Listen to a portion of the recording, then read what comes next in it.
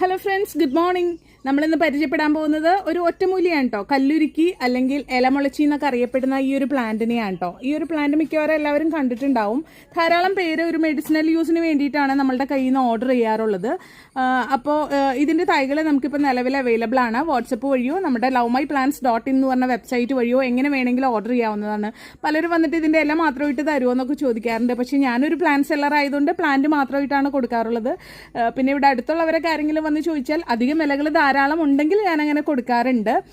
അപ്പോൾ തൈകൾ ഇപ്പോൾ നമുക്ക് നിലവിൽ അവൈലബിൾ ആണ്. ഇതിൻ്റെ ലീഫിൻ്റെ സ്ട്രക്ചർ ഒന്ന് നോക്കിക്കോളൂ കേട്ടോ. ഗ്രീൻ കളറിലെ ലീഫ്, ഇതിൻ്റെ സൈഡിൽ ഒരു വയലറ്റ് കളറിലെ എഡ്ജോട് കൂടിയിട്ടുള്ള സ്ട്രക്ചറാണ് ഇത് വരുന്നത്.